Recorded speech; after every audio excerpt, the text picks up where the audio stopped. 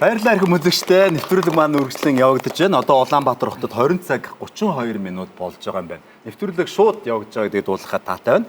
Дараагийн асуултыг би та бүгдээс асууна. Бэлэн. Бэлэн те. Энэ их гоё асуулт байна. За, нүүрсний хулгай байдаг гэдэгт итгэдэггүй. Эд нь 100% итгэдэг. Бид нь олонний үг ортой. Сид нь ард түмний амьдралд орой байгаа нь хулгай байдгийн баталгаа. Дид нь ном журмаараа л явж байгаа. За санал хураах шугамаа нэй 13 тэгтгийг 88 дугаар руу мессеж илгээгээрэй. Эсвэл Freshback application ашиглаад мессеж илгээгээрэй.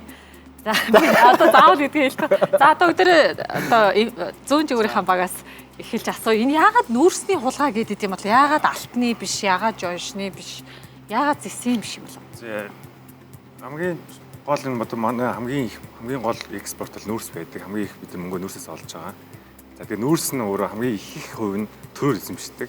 Энтэй холбоотой бид нар сүүлийн 10 20 жил байнгын л одоо драма сонсож байгаа шүү дээ. Тэгээд нүүрстэй холбоотойгоор шоронд орсон маш их хүн байгаа. Ялангуяа Эрдэнэс таван толгойд. Тэгэхээр хоёрт нь юу байгаа? Хаалттай гэрээнүүд. Маш их олон хаалттай гэрээнүүд. Одоо ил болгоё гэж ил болгоо заримаас нь явж байна. Хаалттай гэдэг чинь хулгай байгаа магадлал маш өндөрөөл гэсэн үг. Тэгэхээр энэ дээр бол би бол монголчууд бол 100% итгэж байгаа гэж бодож байна. Дээрээс нь амьдрал ард түмний амьдрал ороо байгаа хулгай байдгийн баталгаа гэдэг энэ хоёр ер нь хүчтэй юм байна да. Тий. Ер нь ингээд төр эзэмшиж байгаа тохиолдолд хулгай байнга гарна гэж бодож байгаа. Энэ юуны илэрхийлэл вөхөр захирлууд нь солигдоод шоронд ороод идэг, эсвэл худалдаа авалтын ялт газрын дарга юм уу бид нар хүнтэй тэмцээлээвэл хулгай гараал. Энэ бол ерөөсөө хүн нөгөө өөрийнхөө юунаас данснаас хулгай хийхгүй дандаа ийм төрийн юунаас хулгай хийдэг. Одоо нөгөө Норвег эднэрт чинь төрийн өмчт компаниудаас зөвхөн газрын тосон дээр л байдаг л да. Хатуашт малтмал дээрээ бол хувийнхан байгаа.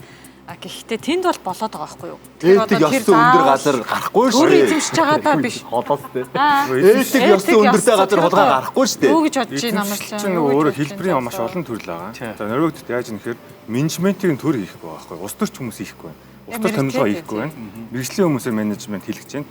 Дээрээс нь мэдээллийг ил тод тавьж байна.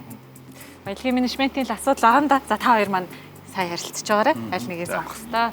Норвегийн баялагын сан дээр төрөөс маш олон хүмүүс очиж бас туршилт судалдаг гэсэн тийм очсон гэсэн. Манайхан нэлээд болцсон мэт. Баярлаа. Төлгөнөө.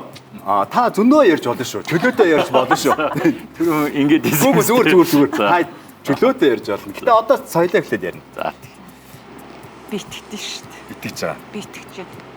Гэхдээ энэ маань өөрөө мэдээж олон нийтийн амьдралд манай саяны сий хариулт бас байгаа учраас итгэдэг. Олонний үг байгаа учраас итгэдэг. Бас итгэдэг гэдэг байхгүй. Тэгэхээр би бол хариулт нь бол илүү 100% итгэдэг. Ер нь энэ дээр хүмүүс нэг хэрэгэлцдэг байхаа. Бага.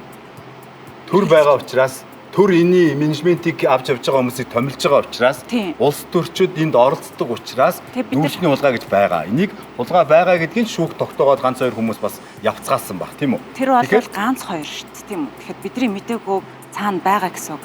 Тэгэхээр 100% бол ганц төр гэдэг түрүүн бас уянга өтөгч хэллээ л дээ. Гадаадад ингээд болоод байхад ягаад Монголд болохгүй юм байгаа юм бэ гэдэг. Би бол юу гэж харж байна вэ гэхээр төр гэхээсээ илүү тогтолцоонд байна. Хяналтын тогтолцоон дээр байна. Тэгээд тухайн компаниудын засаглалын тогтолцоон дээр байна. Гэхдээ энэ нь эргээд нүүрсний уурхайг төр ажилуулах ёстой гэсэн үг ерөөсөө биш шүү.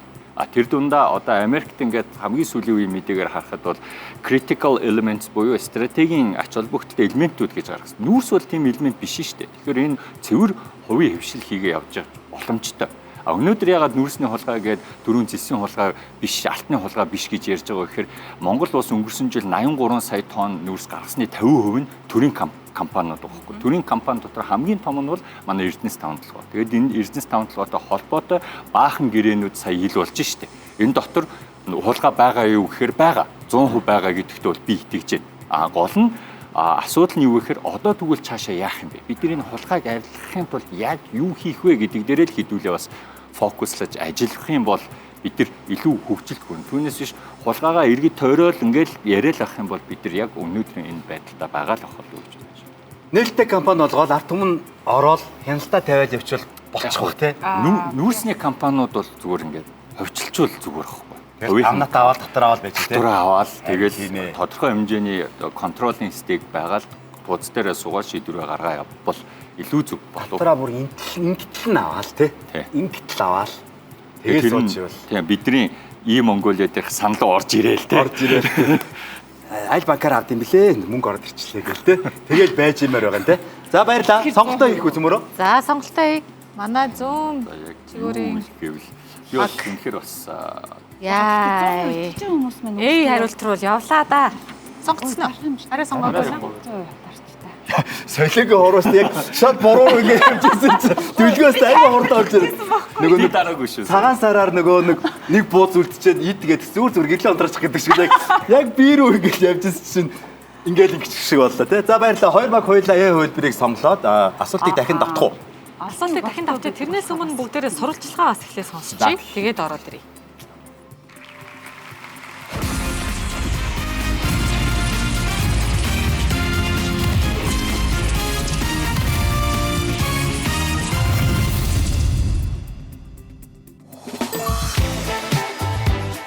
Тэгээ олны үг ортой юм да. Ер нь бол хулгай байдаг л гэж үзэж байгаа да. Хулгай байгаа гэж л ойлгож байгаа. Ер нь бол. Тий, зөө итгэдэг. Ном журмаараа явдаг байх.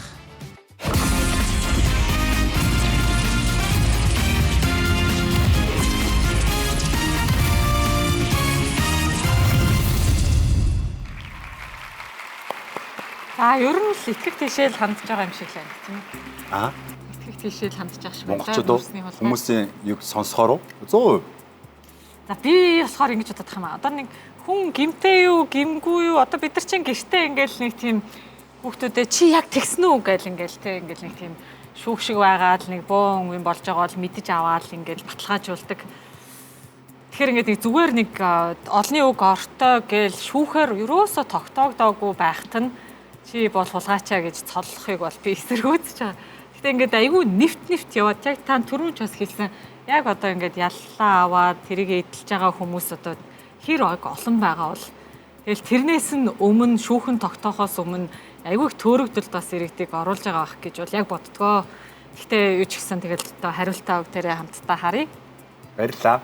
Монголчууд юу гэж хариулсныг хамтдаа харъя. Санал хураалтын шугам үгээр хаагдсан байна. 100% итгэдэг.